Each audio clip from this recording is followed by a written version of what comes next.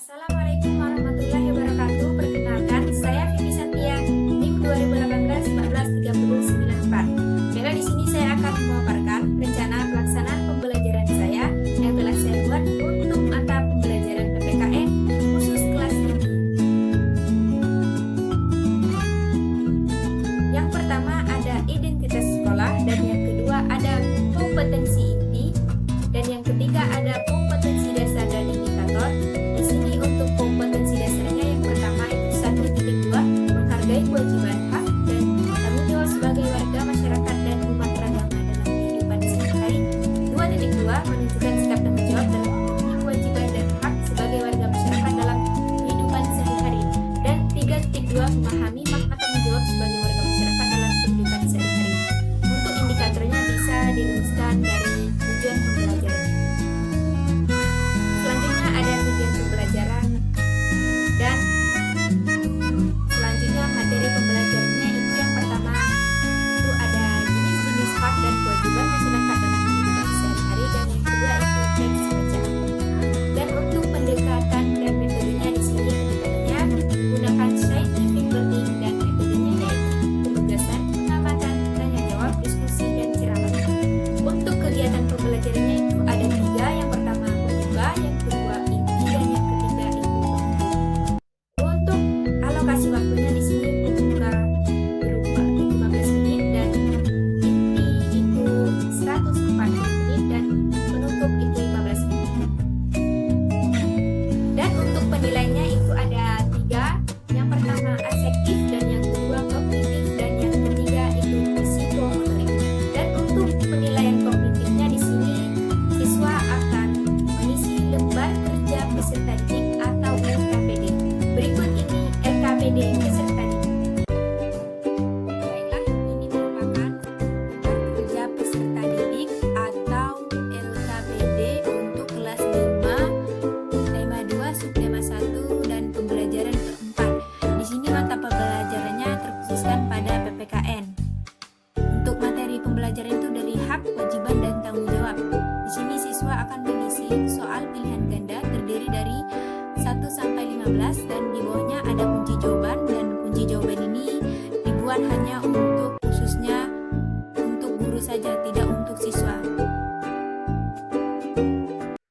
Baiklah, yang selanjutnya ada sumber dan media pembelajarannya. Untuk sumbernya itu dari buku pedoman guru tema 1 kelas 5 dan buku siswa tema 1 kelas 5, dan yang selanjutnya itu ada teks bacaan, dan yang terakhir itu media pembelajarannya itu berupa video animasi.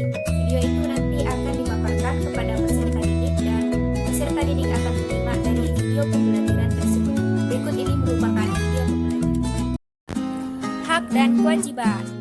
Hari ini kita akan belajar hak dan kewajiban. Ada hal yang perlu kita ingat tentang hak dan kewajiban. Yang pertama, hak. Jadi, hak itu apa ya? Hak itu adalah sesuatu yang seharusnya didapat oleh seseorang. Sebagai anak, kita juga punya hak. Apa saja ya haknya? Yang pertama, mendapatkan mainan balok dan buku, mendapatkan makanan dan pakaian, dan mendapatkan perlindungan dari orang tua. Nah, kalau yang tadi itu hak di rumah. Selanjutnya ada hak di sekolah. Apa saja sih hak di sekolah? Pertama, kita berhak mendapatkan yaitu bimbingan dan pengajaran, dan berhak mendapatkan nilai dan rapor. Selain itu kita berhak untuk bermain dengan teman-teman. Yang selanjutnya kewajiban. Apa sih kewajiban itu? Jadi kewajiban adalah segala hal yang harus kita laksanakan. Mencuci piring, wajib mengikuti aturan sekolah dan belajar dengan benar. Di masyarakat, baik kepada tetangga, menghormati yang lebih tua dan menyayangi yang lebih muda dari kita. Itu merupakan beberapa hal yang perlu kita ingat. Diingat-ingat ya. Baiklah, itulah hasil dari pemaparan rencana pelaksanaan pembelajaran atau RPP yang sudah saya buat. Terkhususnya untuk mata pembelajaran PPKN untuk SD kelas tinggi. Terima kasih dan wassalamualaikum warahmatullahi wabarakatuh. Assalamualaikum warahmatullahi wabarakatuh. Perkenalkan, nama saya Irma Novriana dari kelas 4C NIM 2018-143-103, Program Studi Pendidikan Guru Sekolah Dasar, dosen pengampu Bapak Muhammad Lukman MPD.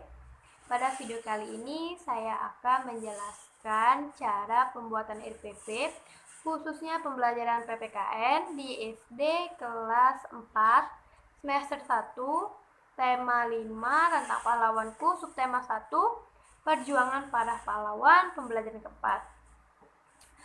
Yang pertama ialah, poin pertama ada identitas sekolah, baik itu sekolah, kelas, tema, subtema, pembelajaran, dan alokasi waktu.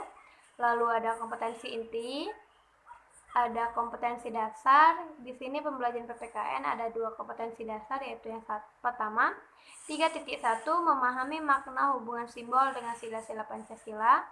Indikatornya ialah menjelaskan sikap dari tokoh pahlawan Indonesia yang sesuai dengan makna sila keempat. 2. Mencontohkan sikap dari tokoh pahlawan Indonesia yang sesuai dengan sila-sila Pancasila. Kompetensi dasar yang kedua ialah 4.1 menjelaskan makna hubungan simbol dengan sila-sila Pancasila sebagai satu kesatuan dalam kehidupan sehari-hari. Indikatornya ialah 1. Memahami hubungan simbol dengan makna sila-sila Pancasila sebagai satu kesatuan dalam kehidupan sehari-hari. 2. Mencontohkan makna sila-sila Pancasila dalam kehidupan sehari-hari. Yang ketiga ialah tujuan pembelajaran. Tujuan pembelajaran yang di sini ada 4, yaitu dengan berdiskusi, siswa mampu menjelaskan sikap dari tokoh yang sesuai dengan makna sila keempat. Kedua, dengan berdiskusi, siswa mampu mencontohkan sikap dari tokoh yang sesuai dengan sila-sila Pancasila secara benar. Yang ketiga, setelah berdiskusi, siswa mampu memahami hubungan simbol dengan makna sila Pancasila sebagai satu kesatuan dalam kehidupan sehari-hari dengan benar. Yang terakhir ialah setelah berdiskusi, siswa mampu mencontohkan makna sila-sila Pancasila di dalam kehidupan sehari-hari secara tepat. Selanjutnya di sini karakteristik siswa yang diinginkan. Yang pertama ialah religius, nasionalis, mandiri, gotong royong, dan integritas. Selanjutnya materi pembelajaran ada 2. Yang pertama ialah menjelaskan tentang teks cerita tentang tokoh Raja Bala Putra Dewa. Yang kedua ialah mendiskusikan sikap tokoh dengan makna dari sila keempat Pancasila. Metode pembelajaran yang saya gunakan ialah ceramah dan diskusi, lalu pendekatannya ialah scientific learning. Untuk langkah-langkahnya seperti biasa ada 3 kegiatan, pendahuluan, inti, dan penutup.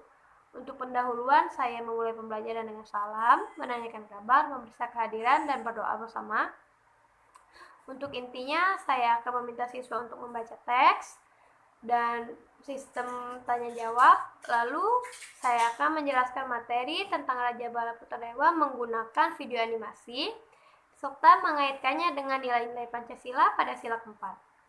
Lalu jika penjelasan dari video tersebut masih kurang dimengerti oleh siswa, maka saya akan menjelaskannya dengan bahasa saya sendiri. Lalu setelah penjelasan selesai, saya akan mengajak siswa untuk berdiskusi tentang beberapa hal tentang Raja Bala Putra Dewa. Ada 5 poin, baik itu sikapnya, perjuangannya, kepemimpinannya, dan pendapat masing-masing siswa tentang Raja Bala Putra itu sendiri. Selanjutnya, siswa akan saya minta untuk menyampaikan hasil diskusi mereka di depan kelas dan menuliskannya di papan tulis. Dan di akhir pembelajaran, saya akan menutup pembelajaran dengan merefleksikan kegiatan hari ini seperti yang dipelajari hari ini, perasaan siswa pada proses pembelajaran, dan apakah materi yang masih ada materi yang kurang mereka mengerti. Lalu memberikan apresiasi dan motivasi kepada siswa. Selanjutnya menutup pembelajaran dengan doa selesai belajar menurut agama dan kepercayaan masing-masing. Format selanjutnya ialah penilaian. Format penilaian yang saya gunakan ada 3. Format penilaian sikap, keterampilan, dan pengetahuan. Di sini sudah saya siapkan format dan rubriknya. Dan yang terakhir ialah media, bahan, dan sumber belajar. Untuk media, saya menggunakan buku teks tematik siswa tentang Raja Bala Putra Dewa, papan tulis, dan video animasi. Untuk sumber belajarnya tentu saja buku tematik guru dan buku tematik siswa kelas 4. Lalu saya akan mencari referensi lain berupa YouTube untuk mencari video animasi. Lalu untuk yang terakhirnya, saya di sini telah menyiapkan lembar kerja peserta didik atau LKPD. Formatnya ada nama siswa, kelas, nomor absen, tema, sub, dan pembelajaran hari ini. Di sini soal yang saya gunakan ialah soal berupa uraian atau esai. Ada 5 soal tentang yang bersangkutan dengan video animasi yang saya tampilkan di proses pembelajaran. Lalu ada jawabannya di bawah soal, dan di lembar lainnya saya telah menyiapkan kunci jawaban dari kelima soal tadi. Baiklah, itu saja cara-cara proses pembuatan RPP dan komponen-komponennya.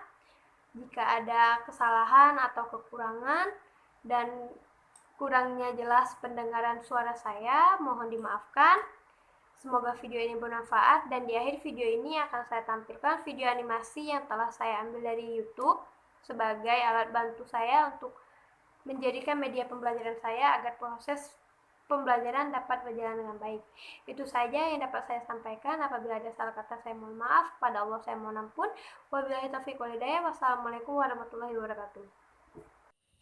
Kerajaan Sriwijaya mendapatkan puncak kejayaannya pada pimpinan dari Raja Balaputra Dewa. Puncak kejayaannya pada tahun 850 Masehi pada bidang ekonomi, pendidikan, dan kebudayaan. Untuk daerah kekuasaannya mencakup Pulau Sumatera, Kalimantan Barat, Jawa Barat, Selat Sunda. Sehingga Kerajaan Sriwijaya disebut sebagai Kerajaan Nusantara. Lalu perjuangan dari Raja Balaputra Dewa yaitu berjuang membangun armada laut yang kuat dan pembayar upeti pajak, keuntungan perdagangan. Lalu selanjutnya kita akan membahas tentang sikap kepahlawanan yang dimiliki oleh Raja Balaputra Dewa. Pertama, berani dan pantang menyerah. Lalu yang kedua, mencintai rakyatnya. Ketiga, bijaksana. Dan yang terakhir, bertanggung jawab.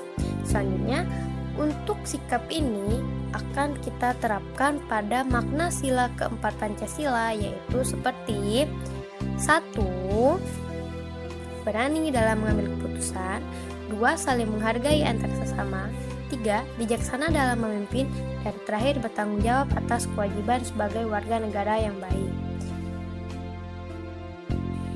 Selanjutnya di sini ada beberapa contoh peninggalan dari Kerajaan Sriwijaya seperti Candi Muara Takus yang terdapat di Kepulauan Riau, lalu ada prasasti Kedukan Bukit yang ada di Kota Palembang, dan ada prasasti Talang Tuo, serta masih banyak lagi contoh-contoh dari peninggalan Kerajaan Sriwijaya ini yang terdapat pada seluruh daerah kekuasaan dari Kerajaan Sriwijaya. Baiklah, itu saja informasi dari saya. Semoga video ini bermanfaat. Thanks for watching. Assalamualaikum warahmatullahi wabarakatuh. Assalamualaikum warahmatullahi wabarakatuh. Perkenalkan, saya Tri Susana dari kelas 4C NIM 2018-143097. Program studi Pendidikan Guru Sekolah Dasar MK Pembelajaran PKN SD kelas tinggi. Dosen pengampu Muhammad Lukman MPD. Ini saya akan memenuhi tugas mata kuliah pembelajaran PKN SD kelas tinggi. Saya akan mendemonstrasikan RPP, media, dan LKPD. Akhir video saya akan menampilkan RPP dan LKPD-nya. Pertama itu RPP atau Rencana Pelaksanaan Pembelajaran.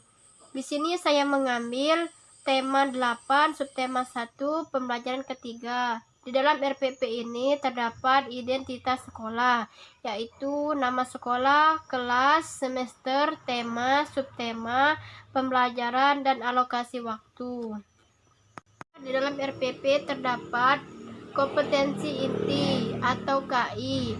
Yang pertama, menerima dan menjelaskan ajaran agama yang dianutnya. Yang kedua, memiliki perilaku jujur, disiplin, tanggung jawab, santun, peduli, dan percaya diri dalam berinteraksi dengan keluarga, teman, guru, dan tetangga. Yang ketiga, memahami pengetahuan faktual dengan cara mengamati, mendengar, melihat, membaca, dan menanya berdasarkan rasa ingin tahu, tentang dirinya, makhluk ciptaan Tuhan dan kegiatannya, dan benda-benda yang dijumpainya di rumah dan di sekolah. Yang keempat, menyajikan pengetahuan faktual dalam bahasa yang jelas, sistematis, dan logis dalam karya yang estetis, dalam gerakan yang mencerminkan anak sehat, dan dalam tindakan yang mencerminkan perilaku anak beriman dan berakhlak mulia. Yaitu ada kompetensi dasar dan indikator pencapaian kompetensi. Di sini PKN saya mengambil kompetensi dasarnya 1.3 mensyukuri keragaman sosial masyarakat sebagai anugerah Tuhan Yang Maha Esa. Indikator pencapaian kompetensinya 3.3.1 menyusun pertanyaan tentang keberagaman sosial budaya masyarakat. Selanjutnya, tujuan pembelajaran. 1. Melalui kegiatan pengamatan, siswa mampu mengidentifikasi keragaman sosial budaya masyarakat Indonesia. 2. Melalui kegiatan bermain peran, siswa mampu menunjukkan sikap toleransi yang dapat dilakukan dalam keragaman sosial budaya di Indonesia. Ketiga, melalui kegiatan mengamati, siswa mampu mengidentifikasi jenis-jenis usaha dan kegiatan ekonomi masyarakat Indonesia. Materi pembelajaran yang ke-1, menjelaskan keragaman sosial budaya masyarakat Indonesia. Yang kedua, menjelaskan jenis-jenis usaha dan kegiatan ekonomi masyarakat Indonesia. Selanjutnya, metode pembelajaran. Saya menggunakan pendekatan pembelajaran saintifik. Metode pembelajaran simulasi, percobaan, diskusi, tanya jawab, penugasan, dan ceramah. Model yang saya gunakan adalah pembelajaran kooperatif learning, dan media yang saya gunakan yaitu media video interaktif. Baiklah, selamat menyaksikan. Baiklah, kita akan belajar tentang keberagaman sosial budaya dalam konteks Bhinneka Tunggal Ika. Apa sih Bhinneka Tunggal Ika itu? Mari kita mencari tahu. Bangsa Indonesia memiliki semboyan yang luar biasa, yakni Bhinneka Tunggal Ika. Bahwasannya sekalipun di Indonesia terdapat banyak suku, agama, ras, adat istiadat, bahasa, dan lain-lain, semuanya bersatu sebagai saudara, sebangsa, dan setanah air. Seperti budaya beragama, sosial beraneka ragam, mari saling menghormati dan menghargai satu sama lain. Perbedaan dan keanekaragaman yang ada justru menjadi sebuah kekuatan yang pada akhirnya memperkaya sifat budaya bangsa Indonesia dan lebih memperkuat persatuan dan kesatuan bangsa. Dengan keberagaman, manusia dapat saling bekerja sama dan bahu-membahu untuk memenuhi kebutuhan hidupnya, baik secara ekonomi, sosial, maupun budaya. Langkah-langkah kegiatan pembelajaran, yaitu pertama, kegiatan pendahuluan. Ke-1, kelas dibuka dengan salam, menanyakan kabar, dan mengecek kehadiran siswa. Yang kedua, kelas dilanjutkan dengan doa dipimpin oleh salah satu seorang siswa. Yang ketiga, siswa difasilitasi untuk bertanya jawab. Pentingnya mengawali setiap kegiatan dengan doa. Selain berdoa, guru dapat memberikan pengetahuan tentang sikap bersyukur. Yang keempat, siswa diajak menyanyikan lagu Indonesia Raya. Guru memberikan pengetahuan tentang pentingnya menanamkan semangat kebangsaan. Yang kelima, siswa diminta memeriksa kerapian diri dan kebersihan kelas.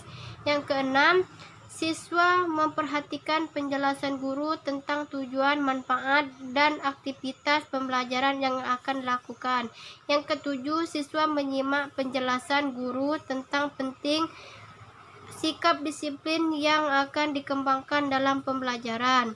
Yang kedelapan, pembiasaan membaca.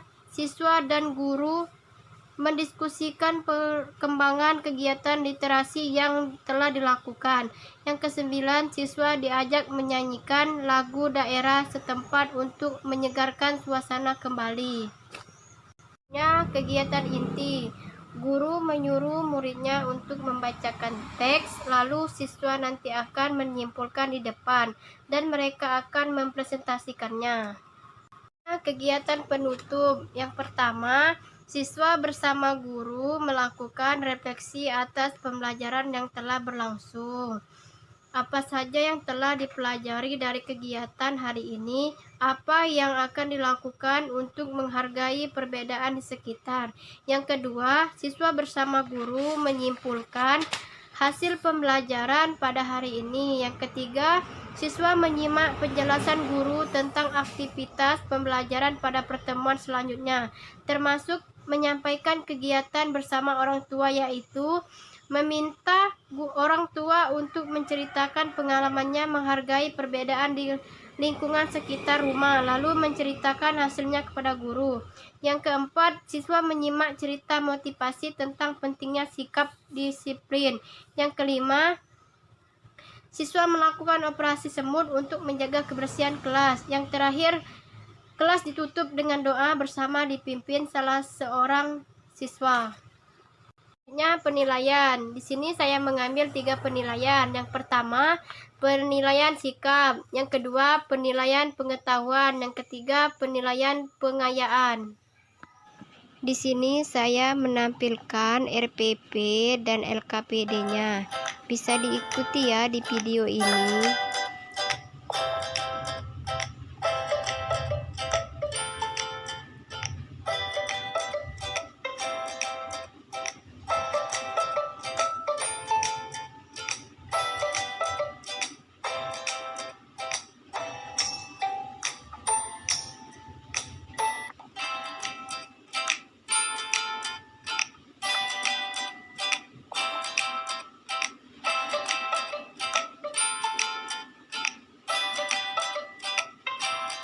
Akhir kata, wassalamualaikum warahmatullahi wabarakatuh. Nama saya Norin Helmita, NIM 2018-143-080. Mata kuliah Pendidikan PKN SD kelas tinggi, dosen pengampu Muhammad Nukman MPD. Baik, saya akan membacakan rencana pelaksanaan pembelajaran yang saya buat. Kelas 4 semester 2. Tema cita-citaku, subtema 1, pembelajaran 1. A. Kompetisi inti. 1. Menerima dan menjalankan dan menghargai ajaran agama yang dianutnya. 2. Menunjukkan perilaku jujur, disiplin, bertanggung jawab, santun, peduli, percaya diri dalam berinteraksi dengan keluarga, teman, guru, tetangga, serta cinta tanah air. 3. Memahami pengetahuan faktual, kontekstual, prosedural, dan metakognitif pada tingkat dasar dengan cara mengamati, menanya, dan mencoba berdasar rasa ingin tahu tentang dirinya, makhluk ciptaan Tuhan dan kegiatannya, serta benda-benda yang dijumpainya di rumah, di sekolah, dan di tempat bermain. 4. Menunjukkan keterampilan berpikir dan bertindak kreatif, produktif, kritis, mandiri, kolaboratif, dan komunitatif dalam bahasa yang jelas, sistematis, logis, dan kritis, dalam karya yang estetis, dalam gerakan yang mencerminkan anak sehat, dan tindakan yang mencerminkan perilaku anak sesuai dengan tahapan perkembangannya. B. Kompetensi dasar dan indikator pencapaian kompetensi. PPKN 1.2. Mengetahui keteladanan tokoh proklamator kemerdekaan Republik Indonesia melalui pengamatan. Indikator pencapaian kompetensi 1.2.1. Menyebutkan peranan tokoh proklamator dalam mempersiapkan proklamasi kemerdekaan Republik Indonesia. 1.2.3. Menceritakan peristiwa detik-detik proklamasi kemerdekaan Indonesia. Tujuan pembelajaran 1. Menerima dan menjalankan ajaran agama yang dianutnya. 2. Menunjukkan perilaku, disiplin, tanggung jawab, santun, peduli, dan percaya diri dalam berinteraksi dengan keluarga, teman, dan guru. 3. Memahami pengetahuan faktual dengan cara mengamati, mendengar, melihat, membaca, dan menanya berdasarkan rasa ingin tahu tentang dirinya, makhluk ciptaan Tuhan dan kegiatannya, dan benda-benda yang dijumpainya di rumah dan di sekolah. 4. Menyajikan pengetahuan faktual dalam bahasa yang jelas dan logis, dalam karya yang estetis, dalam gerakan yang mencerminkan anak sehat, dan dalam tindakan yang mencerminkan perilaku anak beriman dan berakhlak mulia. D. Materi PPKN 1. Keteladanan tokoh proklamator kemerdekaan Republik Indonesia. E. Pendekatan dan metode. Pendekatan sintetik, metode tanya jawab, diskusi, dan ceramah. L. Sumber dan media. Buku tematik kelas 4, 2. Kamus dan ensiklopedia, 3. Buku pegangan siswa. Langkah-langkah pembelajaran. 1. Kegiatan pendahuluan. Mengajak semua siswa berdoa menurut agama dan keyakinan masing-masing untuk mewakili kegiatan pembelajaran. 2. Melakukan komunikasi tentang kehadiran siswa. 3. Mengajak berdinamika dengan tepuk kompak. 4. Dilanjutkan dengan bertanya jawab tentang syair lagu, mengapa saling mengucap salam, dan apa bedanya di kalau pagi. 5. Meminta informasi dari siswa mengenai kegiatan piket yang telah dilaksanakan pada pagi hari dan bertanya tentang hubungan antara kebersihan kelas dengan kenyamanan kegiatan pembelajaran. 6. Menginformasikan tema yang akan dipelajari. Alokasi waktu 10 menit. Selanjutnya, inti 1. Mencari informasi tentang peranan tokoh proklamator dalam mempersiapkan proklamasi kemerdekaan Indonesia melalui berbagai sumber. 2. Menceritakan peranan tokoh proklamator dalam mempersiapkan proklamasi kemerdekaan Indonesia. Alokasi waktu 15 menit. Dan selanjutnya penutupan.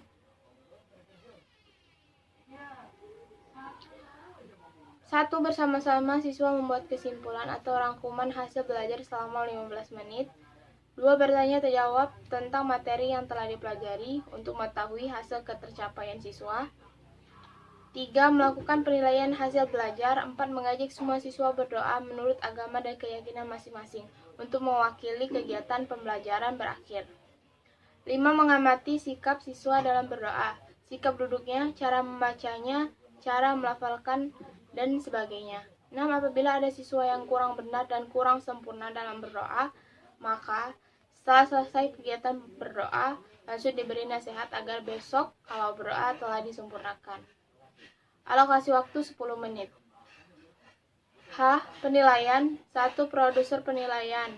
Penilaian proses menggunakan format pengamatan yang dilakukan dalam kegiatan pembelajaran sejak dari awal kegiatan sampai berakhir kegiatan. B. Penilaian hasil belajar menggunakan instrumen penilaian hasil belajar dengan tes tulis dan lisan terlampir. 2. Instrumen penilaian. A. Penilaian proses berisi penilaian kinerja dan penilaian produk. B. Penilaian hasil belajar berisi pilihan ganda, isian singkat, esai, ataupun uraian. Baik, saya akan menunjukkan video tentang media yang terdapat pada RPP ini. Keahlian yang berbeda-beda. Misalnya, guru. Kegiatan utama seorang guru adalah mengajar di sekolah, memberikan ilmu pengetahuan kepada murid-muridnya. Kemudian arsitek. Kegiatan utama seorang arsitek adalah merancang bangunan, membuat desain, dan memperkirakan jumlah biaya. Dokter hewan. Kegiatan utama seorang dokter hewan adalah merawat hewan yang sedang sakit, memberikan obat, serta vaksin hewan. Selanjutnya polisi. Kegiatan utama seorang polisi adalah menjaga keamanan dan ketertiban di masyarakat, misalnya mengatur lalu lintas. Kemudian pilot. Kegiatan utama seorang pilot adalah menerbangkan pesawat dan bawa semua penumpang dengan selamat. Nah, itulah tadi pembahasan tentang jenis-jenis pekerjaan sesuai dengan cita-cita. Sekarang, kita akan melanjutkan dengan mengenal puisi dan ciri-cirinya.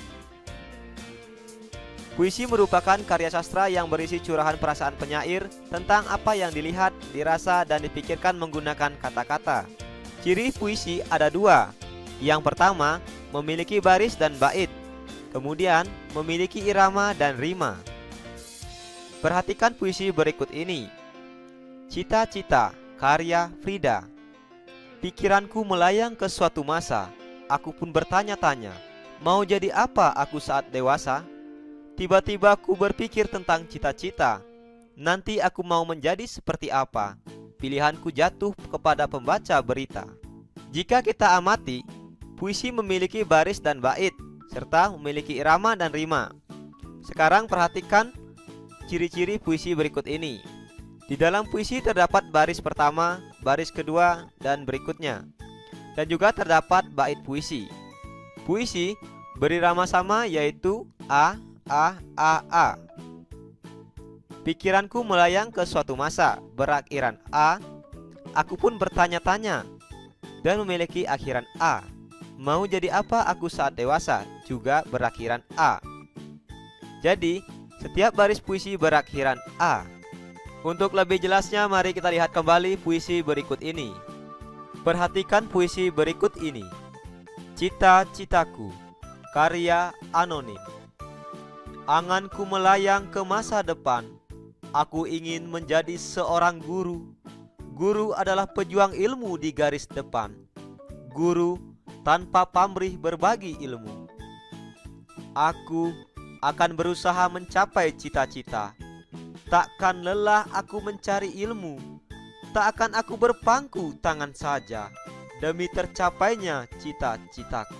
Jika kita perhatikan puisi ini, terdiri dari anganku melayang ke masa depan adalah baris pertama. Aku ingin menjadi seorang guru adalah baris kedua. Guru adalah pejuang ilmu di garis depan adalah baris ketiga. Guru tanpa pamrih berbagi ilmu adalah baris keempat. Dari keempat baris puisi ini disebut sebagai bait satu. Selanjutnya, aku akan berusaha mencapai cita-cita. Disebut baris pertama. Tak akan lelah aku mencari ilmu. Disebut baris kedua. Takkan aku berpangku tangan saja. Disebut baris ketiga. Demi tercapainya cita-citaku. Disebut baris keempat. Dan ini adalah bait kedua. Selanjutnya, apa judul puisi tersebut? Judul puisi tersebut adalah Cita-citaku. Siapa pengarang puisi tersebut? Pengarang puisi tersebut adalah anonim. Berapa bait puisi tersebut? Jika kita lihat, puisi ini terdiri dari dua bait, yaitu bait 1 dan bait 2, di mana masing-masing bait terdiri dari 4 baris. Selanjutnya, apa rima puisi tersebut? Pertama, bait 1 puisi tersebut berrima N, U, N, U. Bait 2 memiliki rima A, U, A, U. Nah, itulah tadi materi yang telah kita bahas tentang ciri-ciri puisi. Selanjutnya kita akan belajar mengenai daur hidup hewan. Perhatikan hewan berikut ini. Coba amati gambar di atas. Apa perbedaan hewan di atas ketika mengalami pertumbuhan? Tahapan apa saja yang dilalui hewan tersebut? Jelaskan. Gambar-gambar di samping menunjukkan bahwa ada anak-anak hewan dan ada hewan yang sudah dewasa. Artinya, hewan-hewan tersebut mengalami pertumbuhan. Ada tahapan-tahapan yang dilalui oleh hewan itu, dari anak-anak menjadi hewan dewasa. Sekarang, mari kita cari tahu tahapan-tahapan pertumbuhan hewan. Mengamati siklus hidup makhluk hidup. Perhatikan siklus hidup kucing berikut ini. Di dalam siklus hidup makhluk hidup, terjadi pertumbuhan dan perkembangan. Jika kita amati ciri-ciri pertumbuhan dan perkembangan kucing berikut ini, pertama, dari anak kucing mengalami pertumbuhan dan perkembangan menjadi kucing muda. Selanjutnya, kucing muda mengalami pertumbuhan dan perkembangan menjadi kucing dewasa. Jika kita amati, semua makhluk hidup mengalami pertumbuhan dan perkembangan. Hewan dan manusia mengalami beberapa tahapan pertumbuhan dan perkembangan dalam kehidupannya. Tahapan pertumbuhan dan perkembangan hewan membentuk sebuah siklus hidup atau daur hidup. Hewan mengalami tahapan pertumbuhan dan perkembangan yang berbeda-beda. Ada jenis hewan yang mengalami perubahan bentuk di setiap tahapan hidupnya. Namun, ada pula hewan yang tidak mengalami perubahan bentuk di setiap tahapan hidupnya. Hewan yang mengalami perubahan bentuk dalam siklus hidupnya berarti mengalami metamorfosis. Sedangkan hewan yang tidak mengalami perubahan bentuk dalam siklus hidupnya berarti tidak mengalami metamorfosis.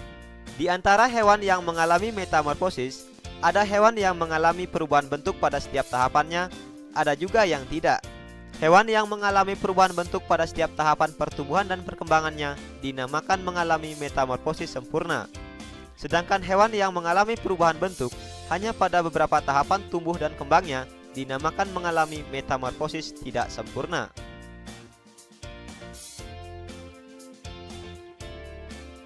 Tahapan pertumbuhan hewan. Tahapan pertumbuhan dan perkembangbiakan hewan membentuk sebuah siklus atau daur hidup. Hewan mengalami tahapan pertumbuhan dan perkembangan yang berbeda-beda. Ada jenis hewan yang mengalami perubahan bentuk di setiap tahapan hidupnya. Misalnya kupu-kupu. Kupu-kupu mengalami perubahan bentuk di setiap tahapan hidupnya. Namun ada pula hewan yang tidak mengalami perubahan bentuk pada setiap tahapannya. Misalnya kucing. Kucing tidak mengalami perubahan bentuk. Hewan yang mengalami perubahan bentuk dalam siklus hidupnya berarti mengalami metamorfosis. Sedangkan hewan yang tidak mengalami perubahan bentuk dalam siklus hidupnya berarti tidak mengalami metamorfosis. Hewan yang mengalami perubahan bentuk pada setiap tahapan pertumbuhan dan perkembangannya dinamakan mengalami metamorfosis sempurna. Sedangkan hewan yang hanya mengalami perubahan bentuk pada beberapa tahap tumbuh kembangnya dinamakan mengalami metamorfosis yang tidak sempurna. Berikut beberapa contoh hewan yang mengalami metamorfosis sempurna. Siklus hidup kupu-kupu. Siklus hidup kupu-kupu mengalami metamorfosis sempurna. Kupu-kupu dewasa akan bertelur, kemudian telur akan menetas menjadi ulat atau larva. Larva akan memakan daun-daun muda. Selanjutnya larva akan menjadi kepompong atau pupa. Kemudian pupa akan menetas menjadi kupu-kupu muda. Selanjutnya kupu-kupu muda akan menjadi kupu-kupu dewasa. Contoh berikutnya hewan yang mengalami metamorfosis sempurna yaitu katak. Katak memiliki siklus hidup yang mengalami metamorfosis sempurna. Katak dewasa akan menetaskan telurnya. Kemudian telur akan menjadi kecebong. Selanjutnya kecebong akan menjadi berudu. Kemudian berudu akan menjadi katak muda yang berekor. Dan katak muda yang berekor akan menjadi katak dewasa. Nah, itulah tadi beberapa contoh hewan yang mengalami siklus hidup metamorfosis sempurna. Sekarang kita akan lanjutkan ke contoh hewan yang mengalami metamorfosis tidak sempurna.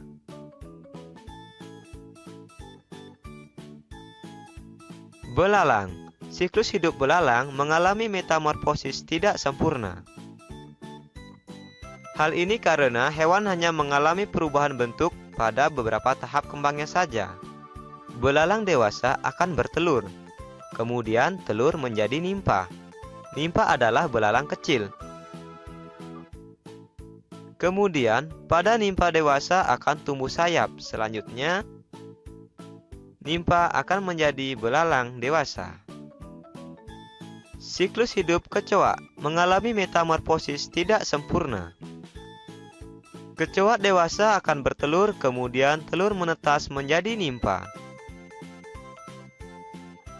Setelah nimpa dewasa, maka selanjutnya nimpa akan tumbuh sayap dan menjadi kecoa kecil. Kecoa kecil akan tumbuh menjadi kecoa dewasa. Nah, itulah tadi beberapa contoh hewan yang mengalami metamorfosis tidak sempurna. Ayo merangkum. Apa ya yang sudah aku pahami? Hari ini kita telah belajar tentang jenis-jenis pekerjaan dan keahliannya. Kemudian, kita juga telah belajar tentang puisi dan ciri-cirinya. Dan kita juga telah belajar tentang siklus hidup hewan. Belajar asik, kreatif, dan menyenangkan bersama kami Sumayasa Dum Edukasi. Sekarang, coba jawab pertanyaan berikut ini. Tuliskan cita-citamu dan apa keahlian yang dimiliki sesuai dengan cita-cita tersebut. Kedua, apa yang kamu ketahui tentang siklus hidup makhluk hidup? Jangan lupa tulis jawaban dan saranmu pada kolom komentar. Terima kasih telah menyaksikan video ini. Semoga bermanfaat. Mari sama-sama kita dukung channel ini. Klik subscribe, like, dan share agar video ini memberikan manfaat untuk kita bersama. Sampai jumpa lagi dalam video pembelajaran berikutnya.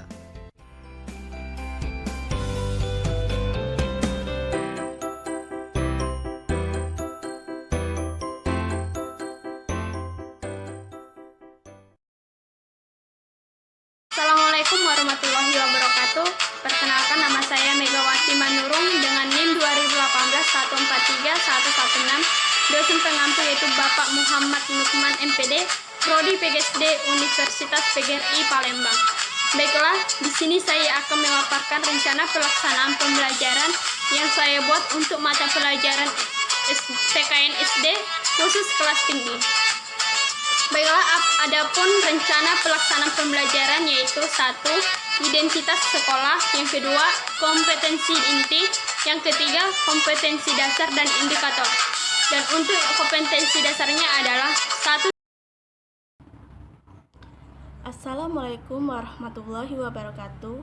Perkenalkan, nama saya Nurul Hikmah, NIM 2018-143-100, kelas 4C, dosen pengampu Muhammad Nukman MPD, Program Studi Pendidikan Guru Sekolah Dasar, Fakultas Keguruan dan Ilmu Pendidikan di Universitas PGRI Palembang. Baiklah, di sini saya akan menjelaskan komponen-komponen yang terdapat dalam RPP. RPP itu sendiri adalah rencana pelaksanaan pembelajaran. Jadi seorang guru sebelum ia memulai pembelajaran maka ia harus membuat RPP terlebih dahulu. Komponen yang pertama dalam RPP yaitu identitas. Di sini kita bisa menuliskan nama sekolah, kelas. Di sini saya mengambil kelas 4 semester 1, tema 1 indahnya kebersamaan, subtema 2 kebersamaan dalam keberagaman, pembelajaran ke-6. Untuk alokasi waktu di sini saya mengambil 1 kali pertemuan 2 kali 30 menit yaitu sama dengan 2 jam pembelajaran. Komponen yang selanjutnya yaitu kompetensi inti atau KI. Untuk KI ini kita bisa melihatnya di buku guru, jadi kita bisa menuliskannya secara langsung. Komponen yang selanjutnya yaitu kompetensi dasar atau KD. Jadi KD ini sudah terdapat di dalam buku guru, jadi kita bisa menuliskannya secara langsung. Di sini saya mengambil mata pelajaran pendidikan kewarganegaraan. KD yang pertamanya yaitu 3.4 mengidentifikasi berbagai bentuk keberagaman suku, bangsa, sosial, dan budaya di Indonesia yang terikat persatuan dan kesatuan. KD yang kedua yaitu 4.4 menyajikan berbagai bentuk keberagaman suku, bangsa, sosial, dan budaya di Indonesia yang terikat persatuan dan kesatuan. Setelah kita menentukan KD, maka di sini kita akan membuat indikator. Indikator ini merupakan acuan kompetensi yang harus dicapai oleh siswa setelah mengikuti proses pembelajaran. Indikator untuk KD 3.4 yang pertama, menganalisis berbagai bentuk keberagaman suku, sosial, dan budaya di Indonesia yang terikat persatuan dan kesatuan. Yang kedua, membuat dasar pengelompokan berbagai bentuk keberagaman suku, bangsa, sosial, dan budaya di Indonesia yang terikat persatuan dan kesatuan. Yang ketiga, mendokumentasikan berbagai bentuk keberagaman suku, bangsa, sosial, dan budaya di Indonesia yang terikat persatuan dan kesatuan. Untuk KD 4.4, indikator yang pertama yaitu membandingkan berbagai bentuk keberagaman suku, bangsa, sosial, dan budaya di Indonesia yang terikat persatuan dan kesatuan. Yang kedua, menyimpulkan berbagai bentuk keberagaman suku, bangsa, sosial, dan budaya di Indonesia yang terikat persatuan dan kesatuan. Dan yang ketiga, memperjelas berbagai bentuk keberagaman suku, bangsa, sosial, dan budaya di Indonesia yang terikat persatuan dan kesatuan. Komponen yang selanjutnya yaitu tujuan pembelajaran. Jadi tujuan pembelajaran ini merupakan turunan dari indikator. Jadi jika indikatornya berjumlah 6, maka tujuan pembelajarannya juga berjumlah 6. Contohnya misalnya, dengan menyimak dan membaca video pembelajaran, siswa dapat menganalisis berbagai bentuk keberagaman suku, sosial, dan budaya di Indonesia yang terikat persatuan dan kesatuan dengan tepat. Yang kedua, misalnya dengan diskusi, siswa dapat membuat dasar pengelompokan berbagai bentuk keberagaman suku, sosial, dan budaya di Indonesia yang terikat persatuan dan kesatuan dengan tepat. Komponen yang selanjutnya yaitu karakter siswa yang diharapkan. Yang pertama religius, yang kedua nasionalis, yang ketiga mandiri, yang keempat gotong royong, dan yang kelima integritas. Komponen yang selanjutnya yaitu metode pembelajaran. Yang pertama ada pendekatan, di sini saya menggunakan pendekatan saintifik. Yang kedua metode, di sini saya menggunakan metode ceramah, tanya jawab, diskusi, pengamatan, dan penugasan. Komponen yang selanjutnya yaitu materi pembelajaran. Materi yang saya pilih dalam pembelajaran ini ada dua. Yang pertama persatuan dan kesatuan di Indonesia. Yang kedua keberagaman suku, sosial, dan budaya di Indonesia. Mengapa saya memilih kedua materi ini? Karena pembelajaran ini membahas tentang kebersamaan dalam keberagaman. Dan menurut saya kedua materi yang saya pilih ini sudah mencakup pembelajaran yang akan dibahas atau dipelajari.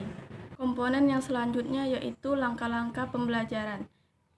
Di dalam langkah-langkah pembelajaran ini ada 3 kegiatan. Yang pertama itu pendahuluan, yang kedua inti, dan yang ketiga penutup.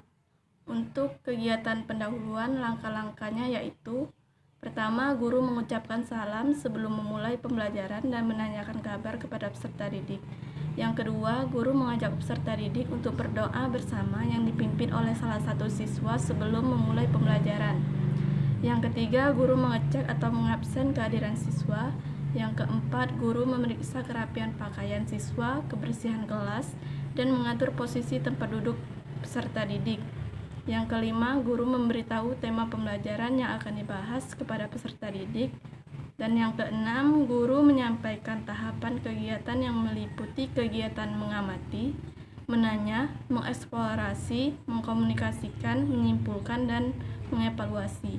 Dan untuk alokasi waktunya, untuk kegiatan pembuka ini 10 menit. Dan selanjutnya kegiatan inti. Untuk kegiatan inti ini langkah-langkahnya ada eksplorasi, yaitu kegiatan yang dilakukan guru bersama siswa. Yang pertama, guru dan siswa menyimak dan membaca video pembelajaran.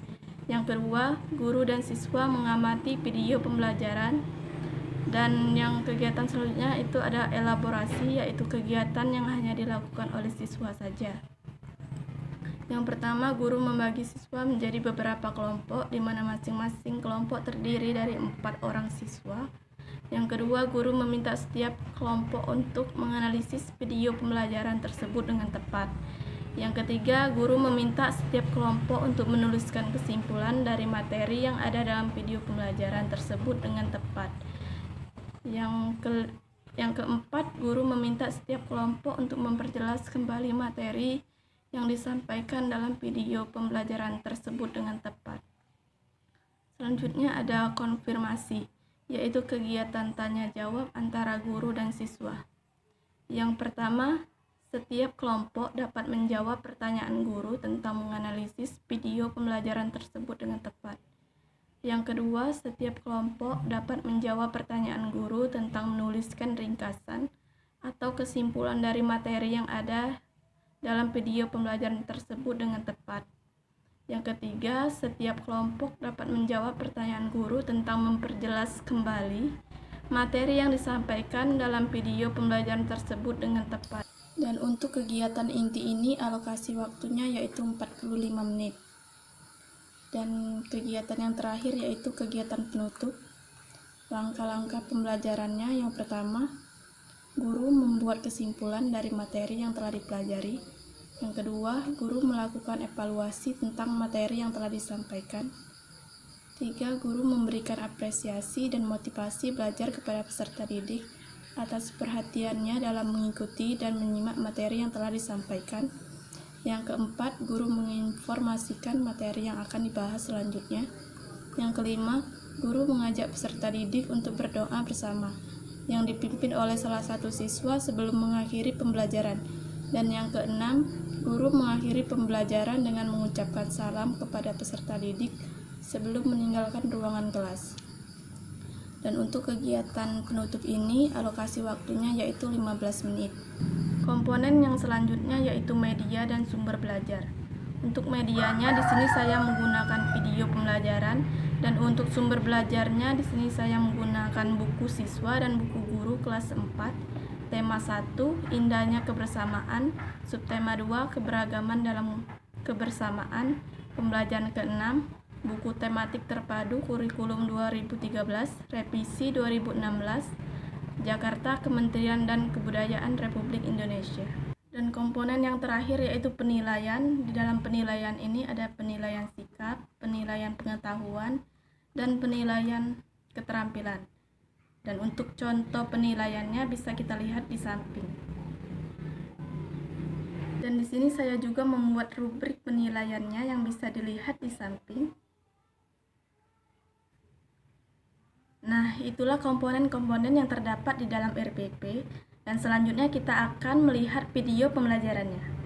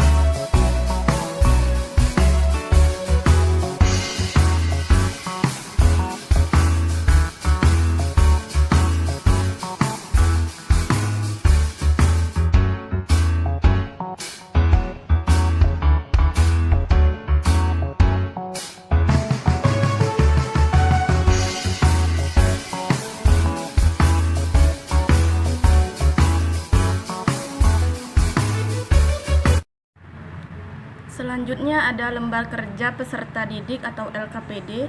Di sini kita bisa menuliskan nama, kelas, dan mata pelajaran. Di sini saya membuat 6 pertanyaan, dan pertanyaan ini dikerjakan siswa di rumah masing-masing. Jadi ini adalah tugas pekerjaan rumah atau biasanya kita sebut dengan PR. Sebenarnya pertanyaan ini sudah dibahas di video pembelajaran tadi.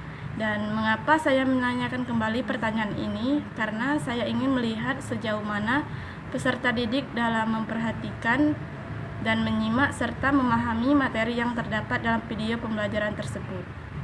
Mungkin itu saja yang bisa saya sampaikan. Lebih dan kurangnya saya mohon maaf. Kepada Allah saya mohon ampun. Dan saya akhiri. Wassalamualaikum warahmatullahi wabarakatuh. 1. Mengidentifikasi pelaksanaan kewajiban dan hak sebagai warga masyarakat dalam kehidupan sehari-hari. 2.2. Menyajikan hasil identifikasi pelaksanaan kewajiban dan hak sebagai warga masyarakat dalam kehidupan sehari-hari. Dan untuk indikatornya bisa dirumuskan dari tujuan pembelajaran. Yang keempat, ada tujuan pembelajaran. Yang kelima, materi pembelajaran. Dan untuk materi pembelajaran yaitu 1. Jenis-jenis kewajiban dan hak sebagai warga masyarakat. Yang kedua, cara melestarikan lingkungan. Yang ketiga, ada teks bacaan.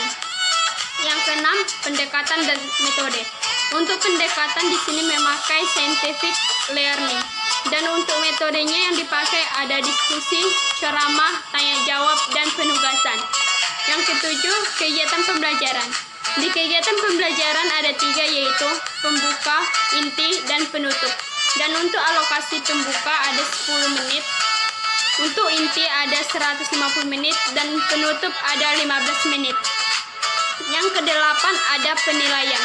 Untuk penilaian ada 3. Yang pertama yaitu kognitif, yang kedua adalah efektif, dan yang ketiga adalah psikomotorik. Untuk penilaian kognitif, siswa akan mengisi lembar kerja. Yang kesembilan ada sumber belajar. Sumber belajar dapat diambil dari buku pedoman guru tema kayaknya negeriku kelas 4 buku tematik. Dan yang kedua buku siswa tema kayaknya negeriku kelas 4 buku tematik. Dan ada buku teks bacaan. Dan 10 media. Untuk media pembelajaran berupa video animasi yang akan dijelaskan kepada peserta didik. Oke, berikut videonya. Nah, di sini saya akan menjelaskan hak dan kewajiban masyarakat terhadap lingkungan. Apa sajakah itu? Hak dan kewajiban terhadap lingkungan merupakan segala sesuatu yang harus diterima dan dimiliki atas lingkungan sekitar. Hal tersebut meliputi menikmati lingkungan yang bersih, sehat, dan segar, menggunakan energi seperti listrik, memanfaatkan sumber daya alam, tercukupi kebutuhan air bersih, hidup nyaman dan aman, terbebas dari polusi, dan menikmati sumber energi. Lantas, apa kewajiban masyarakat terhadap lingkungan sekitar? Kewajiban warga masyarakat terhadap lingkungan sekitar yaitu 1. Membersihkan lingkungan dari sampah, melakukan reboisasi, memakai kendaraan yang ramah lingkungan, menjaga sungai agar tidak tercemar, menerapkan perilaku hemat energi, menggunakan air secukupnya. Nah, sekarang mari kita lakukan kegiatan untuk menjaga lingkungan, dimulai dari hal yang terkecil yaitu membuang sampah pada tempatnya dan menghemat energi. Itu saja yang bisa saya sampaikan. Saya ucapkan terima kasih. Wassalamualaikum warahmatullahi wabarakatuh. Assalamualaikum warahmatullahi wabarakatuh. Perkenalkan, nama saya Eka Fitriani, NIM 2018143101, mata kuliah Pendidikan Kewarganegaraan SD kelas tinggi. Dosen pengampu Muhammad Nukman MPD. Baiklah, di sini saya akan mentutorialkan cara pembuatan RPP yang saya buat. Di sini saya mengambil kelas 4 semester 2, tema 8 yaitu daerah tempat tinggalku. Dan subtema 2 yaitu keunikan daerah tempat tinggalku, pembelajaran yang kelima. Di sini saya mengambil KD PKN. Yang pertama yaitu mensyukuri keberagaman umat beragama di masyarakat sebagai anugerah Tuhan Yang Maha Esa dalam konteks Bhinneka Tunggal Ika. Dan untuk KD keduanya yaitu bersikap toleran dalam keberagaman umat beragama di masyarakat dalam konteks Bhinneka Tunggal Ika. Adapun indikatornya di sini yaitu indikator yang pertama menjelaskan keberagaman umat beragama di masyarakat dalam konteks Bhinneka Tunggal Ika, dan yang kedua yaitu menerapkan sikap toleran keberagaman umat beragama di masyarakat. Adapun langkah-langkah dalam pembelajaran ini yaitu pada kegiatan pembuka, di sini guru memberikan salam dan mengajak siswa untuk berdoa agar menurut agama dan kepercayaan masing-masing. Dan yang kedua yaitu guru mengecek kesiapan diri siswa dan mengisi lembar kehadiran siswa serta memeriksa kerapian pakaian siswa, posisi tempat duduk disesuaikan dengan kegiatan pembelajaran. Selanjutnya, guru menginformasikan tema yang akan dipembelajarkan tentang daerah tempat tinggalku. Dan untuk selanjutnya yaitu termasuk kegiatan inti, di mana pada kegiatan inti ini, guru terlebih dahulu menjelaskan tentang sikap, toleran, keberagaman umat beragama yang ada di masyarakat dan lingkungan sekitar. Kemudian siswa diberi waktu untuk bertanya terkait penjelasan yang disampaikan oleh guru terlebih dahulu tadi. Kemudian, beberapa siswa disuruh maju untuk ke depan untuk memeragakan atau mencontohkan sikap toleran yang ada di dalam kehidupan sehari-hari. Dan yang terakhir yaitu kegiatan penutup, di mana pada kegiatan penutup ini bersama-sama siswa membuat kesimpulan rangkuman hasil belajar yang telah dipelajari pada hari ini. Dan yang kedua yaitu guru memberi kesempatan kepada siswa untuk menyampaikan pendapatnya tentang pembelajaran yang telah diikuti pada hari ini. Setelah itu, guru melakukan penilaian terhadap hasil belajar siswa selama 1 hari.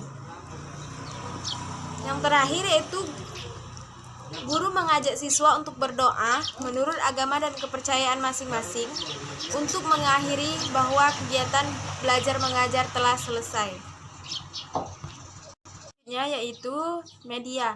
Menurut saya, media yang saya gunakan video ini yaitu sangat mendukung tentang materi yang saya sampaikan terkait RPP yang saya gunakan.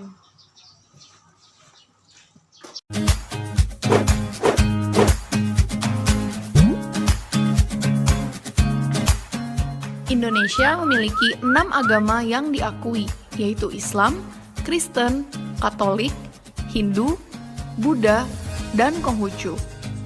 Setiap agama memiliki tempat ibadahnya masing-masing. Umat Islam beribadah di masjid, umat Kristen dan Katolik beribadah di gereja, umat Hindu beribadah di pura, umat Buddha beribadah di wihara, dan umat Konghucu beribadah di kelenteng. Yuk kita lihat apa aja sih contoh sikap dan perilaku bertoleransi, kasih sayang, tenggang rasa, dan kerjasama. Di dalam kehidupan sehari-hari di sekolah, yang pertama, kita menghargai dan menghormati teman yang berbeda agama. Kita juga tidak membeda-bedakan dalam bergaul, dan kita menjenguk teman yang sedang sakit. Kalau di dalam kehidupan sehari-hari di masyarakat, contohnya adalah kita saling menghormati dan menghargai perbedaan suku dan agama di lingkungan masyarakat. Berikutnya, kita juga tidak membedakan suku, ras, atau golongan. Di dalam kehidupan berbangsa dan bernegara, contohnya adalah mengakui dan menghargai hak asasi manusia. Lalu, kita menjalin hubungan yang baik antar umat beragama dan menciptakan rasa persatuan dan kesatuan. Perbedaan agama adalah sesuatu yang wajar loh teman-teman di antara kita. Namun, perbedaan yang ada tidak boleh nih memecah belah kita. Sebaliknya, sikap toleransi harus ditanamkan supaya persatuan dan kesatuan dapat terwujud di masyarakat. Dan yang terakhir yaitu berikut ini adalah LKPD atau lembar kerja peserta didik yang saya gunakan dalam proses pembelajaran.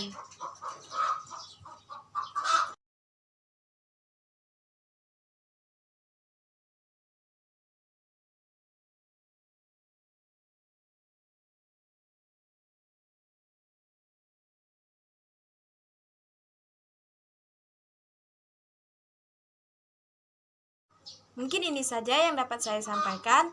Apabila ada kekurangannya, saya mohon maaf. Kepada Allah mohon ampun. Wabillahi taufik wal hidayah. Wassalamualaikum warahmatullahi wabarakatuh. Assalamualaikum warahmatullahi wabarakatuh. Perkenalkan, nama saya Happy Sanjaya, NIM 2018 143085. Dosen pengampu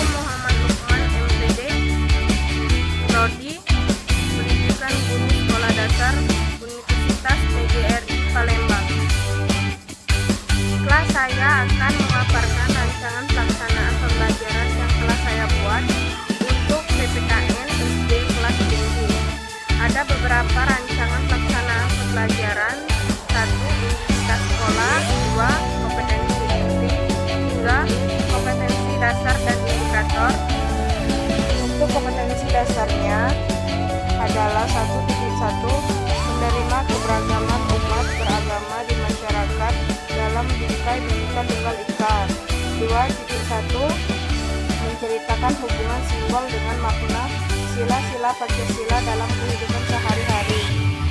Indikatornya bisa dirumuskan dari tujuan pembelajaran. 4. Tujuan pembelajaran. 5.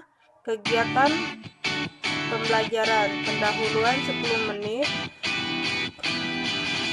inti 150 menit, penutup 15 menit. Materi pembelajaran. Yang pertama, mendiskusikan sila-sila makna sila keempat Pancasila. Yang kedua, menyanyikan lagu Maju Sebentar. 7. Metode pembelajaran. Menggunakan pendekatan scientific learning, metode permainan, simulasi, diskusi, tanya jawab, penugasan, dan ceramah. Penilaian. Untuk penilaian ada 3. Yang pertama, kognitif, yang kedua, efektif, yang ketiga, psikomotorik. 9. Sumber belajar. Pedoman guru, buku siswa tematik pahlawanku. Kelas 4. Media pembelajaran berupa video animasi. Baiklah, lihat videonya. Sekarang kita akan belajar perjuangan para pahlawan. Pahlawan yang akan kita ceritakan tentang perjuangan Raja Purnawarman yang hidup di masa kerajaan Hindu. Bagaimana sih kisah perjuangannya sehingga ia dikenal sebagai Panji Pedang Raja? Yuk kita sama-sama. Raja Purnawarman memerintah kerajaan Tarumanagara dimulai pada tahun 395 Masehi. Ia merupakan pahlawan dan pemimpin karena berjuang dan bekerja keras membangkitkan rasa persatuan dalam masyarakat yang mau bekerja sama dan bergotong royong menjalin saluran air dan dan bencana alam dan banjir. Lalu ketika pada saat musim kemarau tiba, akan penghasilan tetap subur dan tidak Raja Purnawarman sangat memperhatikan kesejahteraan rakyatnya. Rakyat kerajaan Tarumanegara sangat senang karena lahan pertanian subur, hasil pertanian berlimpah, dan mereka tidak kekurangan bahan makanan. Selain membangun saluran air, Raja Purnawarman juga berjasa memperangkap perompak. Raja Purnawarman berani memimpin angkatan laut kerajaan Tarumanegara dan pantang menyerah untuk memerangi bagian laut yang merajalela di perairan barat dan utara kerajaan. Setelah Raja Purnawarman berhasil membasmi semua perompak, barulah menjadi Raja Kerajaan Tarumanegara hidup aman dan sejahtera.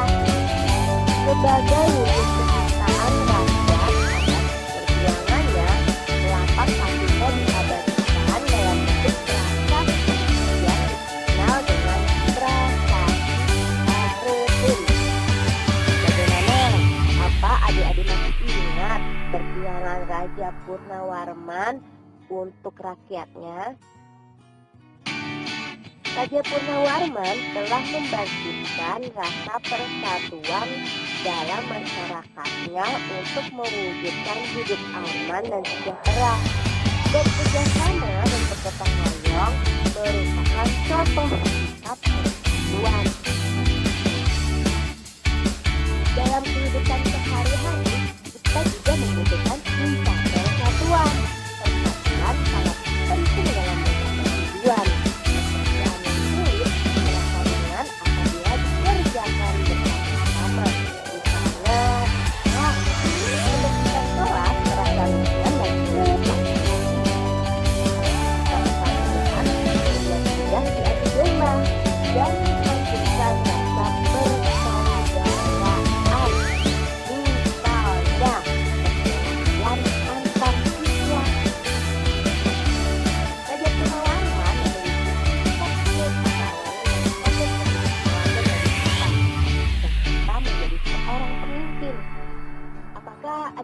tahu apa itu sikap kepahlawanan? Tapi sikap kepahlawanan itu sikap kepahlawanan yang bisa adik-adik temukan pada kitab tadi seperti berani dan